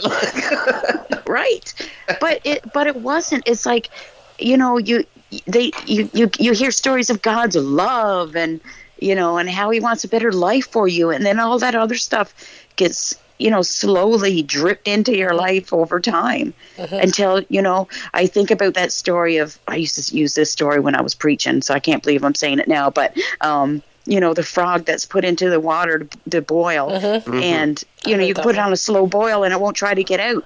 That's what indoctrination is. 100%. Absolutely. Yeah. I always find it funny that Christians always talk about, God being horrible, but then he changes, and then Jesus is meek and mild and nice. Jesus was an ass sometimes, and you could totally see it. Everybody was wrong all the time except for him. Like, whatever. Like, he was like Sheldon. Anyway. There's a passage I really like in Matthew where Jesus talks to a woman, but she's not a Jew.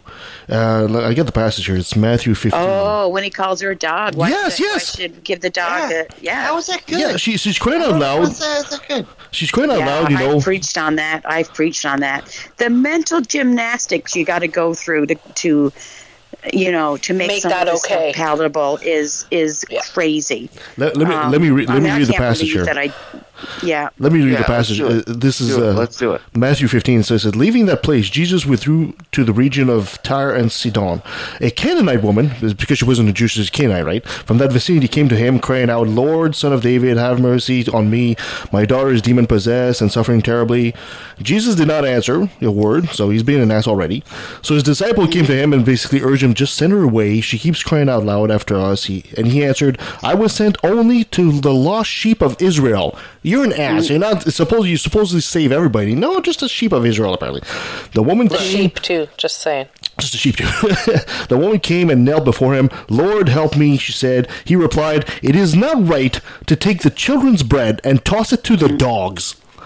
Holy fuck. I mean, Jesus, right? Prince of Peace. What an asshole. An asshole. And she says, yeah, I used to say that he was testing her faith. Yes. But I don't know how he's basically bullying her to see if because and somehow that was a good thing. It's just crazy. Yeah, it's really hard she to replies, take a story like that and make him the good guy in the story. She replies, really hard. She replies, even the dogs eat the crumbs that fall from the master's table. And then Jesus says, woman, you have great faith. Your request is granted. So, Like, that's a solid point. Jesus, meek and mild. Another time he was walking down the road and a funeral passed by and nobody even asked him to do anything, and he raised the person from the dead. So it was like, man, that Jesus, he was always keeping people on their toes. Yeah, he didn't know what he was going to do. Didn't know what he was going to do. Yeah. The funny thing is got to beg for it, and this person is like, sure, no problem. Wasn't even asking for it. And Jesus saying that, like, I didn't come to bring peace. Yeah, and he said that flat out. I didn't come to bring peace, but a sword, and turn family members against other family members. This is basically what he said. Turn children against their parents. I find it funny because I need their children, and their parents can go fuck themselves because they're going to follow me. That was basically, and it's a cult. It's a cult mentality. I mean, that's still used today. It is. I find it funny. We should do a skit, where Jesus resurrects that person that's just the funeral procession that's passing by, and the guy comes up and says, "Oh my God, I owe all this money to Bob. Now he's going to come after me again. Damn it! I thought I got away with this." No. It kind of reminds me of this story about a guy who was burying his wife, and the pallbearers bumped into the fence on the way into the graveyard, and his wife popped up back alive again, and she lived for another year, and then she died, and the same thing happened. The pallbearers were bringing her into the graveyard, and the husband said, "Watch out for that fence, guys." Maybe he didn't want to be raised from the dead.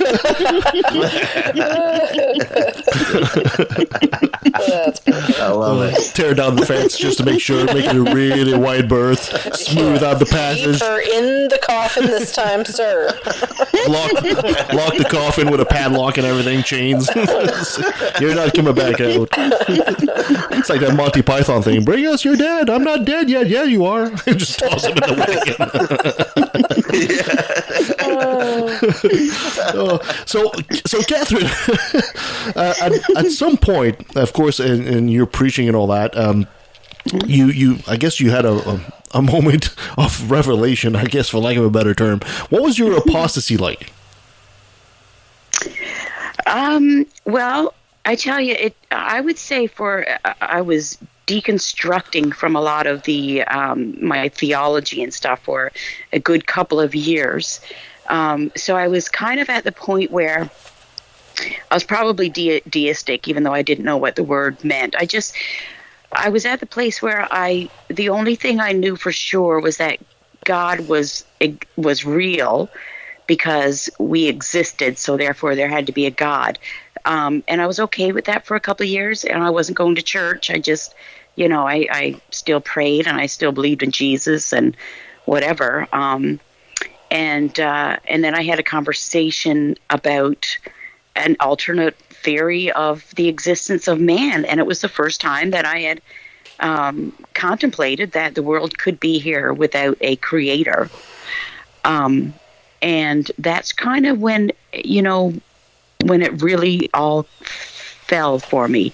It kind of all fell into place. You know, and I realized I was no longer convinced that that there was a God.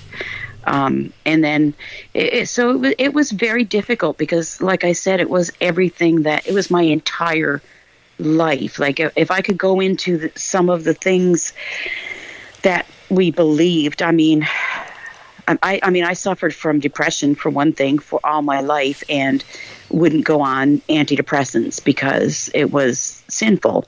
You know, it was a lack of faith. So, you know, it was the center of my being. And to have that gone, all of a sudden, I was very disoriented, confused, depressed. I felt lost. I went through a period of grief. It felt like I had lost, like somebody had died. Mm-hmm. Yeah. Like you lost a friend. Yeah. And I didn't know anybody who wasn't a Christian. I didn't know where to turn. I didn't know how to live. Like, you know, what do I do when I get up in the morning if I don't have like a calling or a future, or if there's no God who is in control of my destiny. I'm in control. And I was almost paralyzed, you know, emotionally for days. And I reached out to, I found Recovery from Religion and the Clergy Project and the Secular Therapy Project, and got some therapy through there, and which they provided my husband and I for free, which changed our lives, because we didn't know where else to go. In this tiny little place in Newfoundland, like, where do two former ordained pastors go when they realize, hey, I think I was hoodwinked for 25 years. Yeah. I know some denominations will shun parishioners or anything like that. Was that the case with the Pentecostal church as well? Well, see, I had been out of the church for a good, probably 3 or 4 years at the time, or at least 3 years. So we, there wasn't anything actually to shun. You know, we didn't have a church to not go back to, I guess is what I'm saying. But our social life was instantly gone. Of course, there was. Yeah, no, we didn't. We spent all of our lives only hanging out with people who were like-minded, you know, born again, spirit-filled, tongue-talking, positive confessing, Bible literalists. And so, yeah, we had to start all over at almost 50 of trying to find friends. Yeah. Which is probably one of the toughest parts, right? I mean, like, it was so hard. Yeah, I would say that's one of the best parts of religion. And I don't like, just to be clear, I don't like saying positive things about religion. I generally don't. But that is one of the positive things, is that you get a lot of people together that want to help each other. They really do. But only each other. That's where the problem comes in. You know, and that's why I feel like we need to try to be like that for one another, because they're doing it, and it works, and it's a good thing. And I would, I'll always say that's the good part. There's no doubt. There's no doubt the church does a sense of community even better than what we do in the atheist community. There's no doubt about that. I think a lot of atheists, because they felt they've been bamboozled for so long in the church, have this mentality of, I'm independent. You don't want anything organized. Exactly. You don't want anything organized. And that's like herding. That's why we get the expression. It's like herding cats. Yeah, it is. But also because we don't have we really only have that one thing in common. It's other than that, we're all so wildly different. Yeah. So we've had to find our community. And I agree that church was always an instant community. And I have moved over 30 times in 30 years. So having an instant community, it was always great. I found the church that I felt that was, probably closest to what I believed, and ta-da, I had, 20 friends all of a sudden. Yeah. But for the most part, the friendships that I've made since I've been an atheist are much more genuine and authentic, because they're people that I actually have real things in common with, and it's not dependent on my believing the same thing that they do. Right. I don't know, Catherine. I'm not sure we're ready to be friends with you. You're a person who used to speak in tongues. I mean, that's way too much. Yeah, I know. And I sound miserable to hang out with. I know I do. Oh, yeah, totally. Did I mention I grow cannabis? I mean, that's what I said. I'm on my way. Just like, Well, now I'm you're pretty just sure the way provinces are outside opening the up. Yeah, Brent is pretty I'm much... fully vaccinated. Brent's already at the airport. Yeah, I'm on my way. When we started looking for new friends, it was so funny because most of the people who knew me all of my life, the people who weren't religious, thought they only saw me as like a really religious person. I was a pastor, right? But then the religious people, I was a heathen. So we were kind of in between, like nobody wanted to be friends. You're stuck between two worlds. There's actually a huge cannabis community. It's actually... It is. If you're really interested in it, there's a large community out there, and we get together frequently on Facebook. We can all become Rastafarians. Yeah, I'm willing to do that too. Yeah, I've met some great people. Find each other. I must say that some of the best friends I have now are I met over a joint. Yeah. Right? I'm happy that we finally legalized it up here. Yes.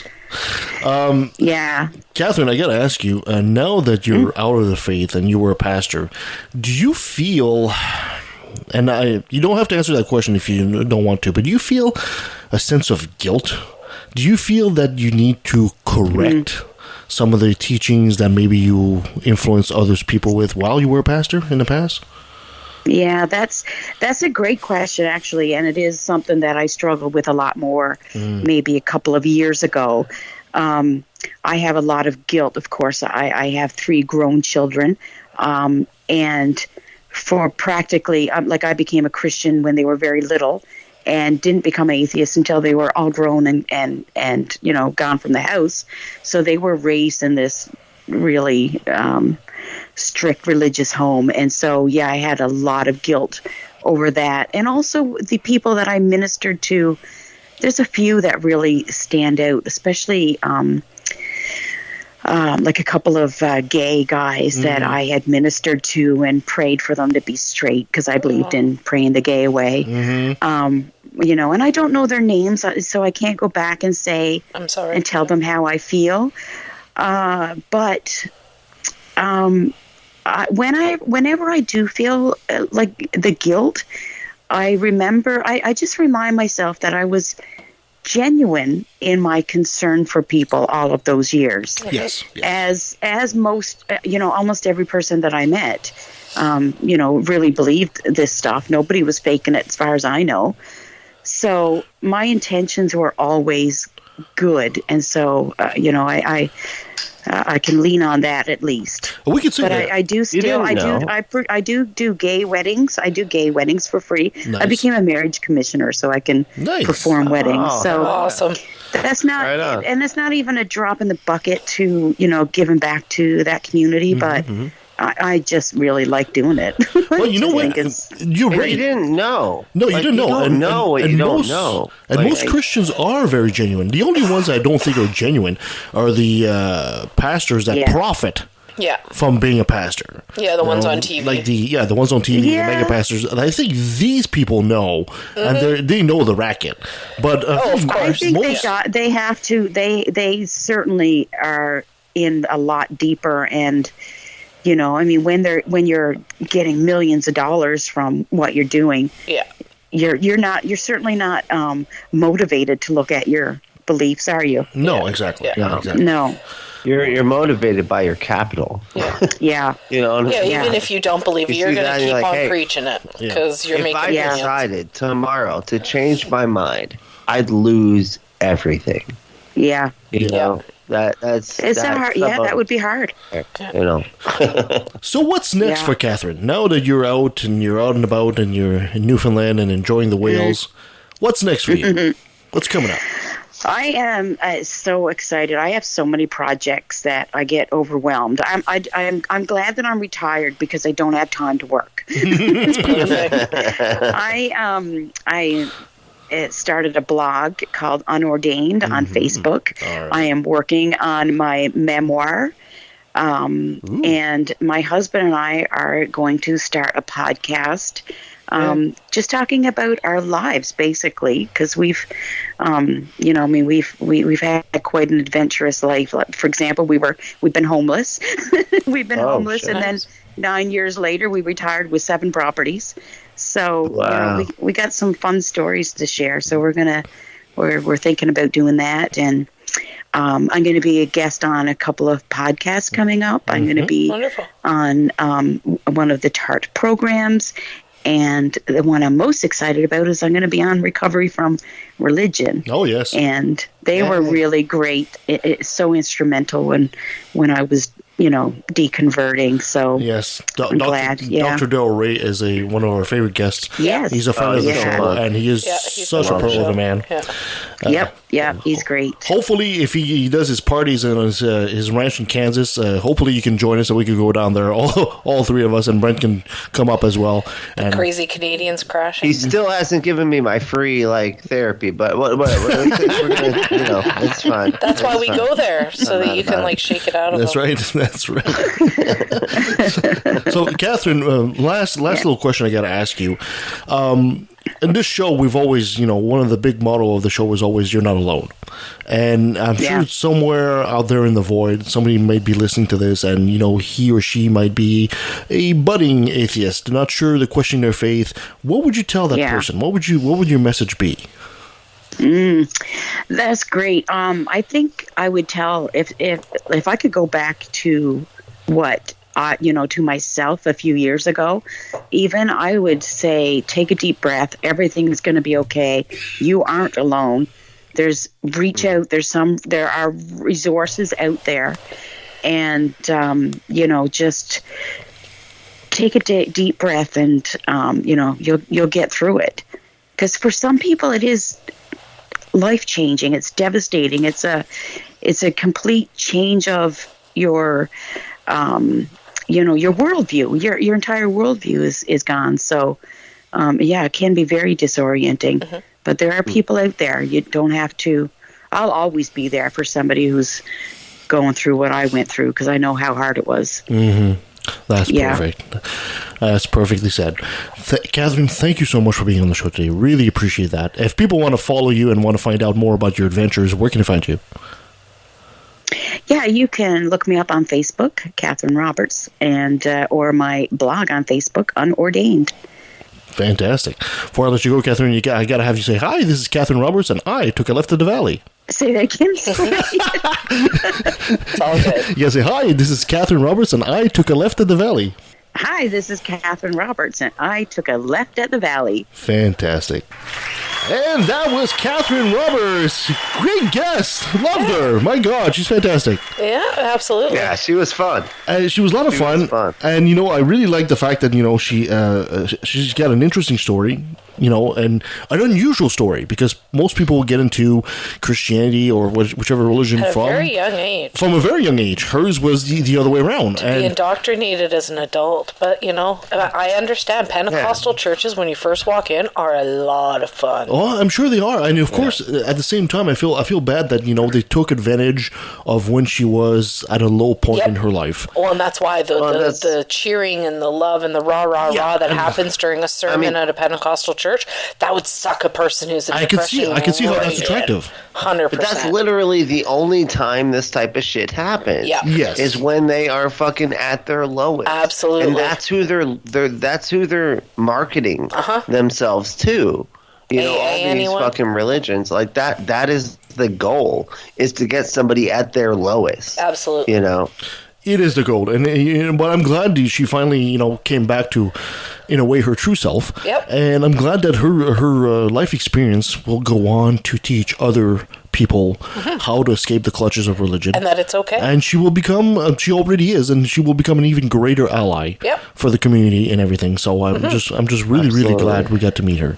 Yeah. So that was fantastic. That was really great. Well, thank you so much, guys, for being on the show today. Really appreciate that. Thank you to Katherine Roberts for being our guest. Thank you to Brent and Sabrina for being my co-host. And thank you for listening. You can follow us at leftatvalley.ca. You can send us an email at leftatvalley@outlook.com. You can follow us on Facebook, on Twitter at LATV Podcast. I think I just opened an Instagram page, but I don't even know how it works. I'll try to make that work at some point because I'm ancient. I'm like a dinosaur. Don't forget about Patreon. Yes. And you can follow us on patreon.com/LATV, where you get an unedited, raw audio version of the show with lots of behind-the-scenes look. Apparently, we're a lot of fun. You should come check it out. You can also check, I was just interviewed on Neil the 604 Atheist. Brent will be there soon, and so is Sabrina. You can check that out as well. I got suckered into it, I'm telling you. And give us a 5-star review where you find us. It helps us and helps others find this show. Great! Coming up, while I look that up, lots of stuff Brent, why don't you say something about our apologetics while I look up our guest here? Yeah, what happens if you enjoy what we do here, look forward to a much less structured version of the show where we just watch clips and hang out and just have a good time on the Unapologetics panel stream, where we just, we don't even know the clips that Benjamin has pulled up, and we all watch the clips and have a good time hanging out. Watch it. Just check out the Unapologetics, spelled with an X, panel stream.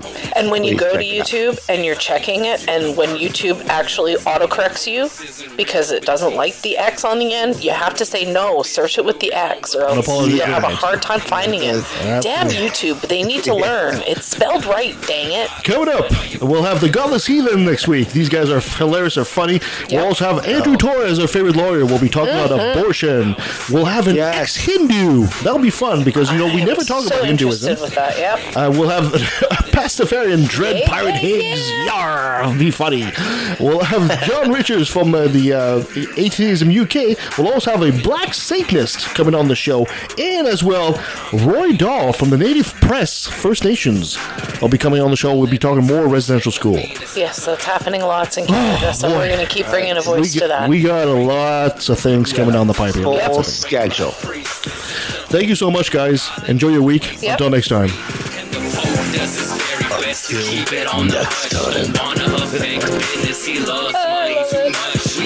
We did leave for one stint. We took 6 months. We went to Ontario just before the Hold on. COVID hit. Hold on. You left Newfoundland for 6 months for Ontario on purpose? Well, what we did was we sold. Listen, I'm like a fountain of stories. Basically. And I almost forgot. I can't believe it. I just forgot what day it was, actually. Yeah. Oh, you don't need to worry about the fact that you're recording your pajamas. We record completely naked here, so. Don't listen to It's actually a requirement. I have to make it. It used to be called, the reason it's called Left at the Valley. Just to make you guys feel more comfortable. Oh, yeah. Perfect. The reason it's called Left at the Valley is Brent and Brent's penis and mine are hanging left. That's why.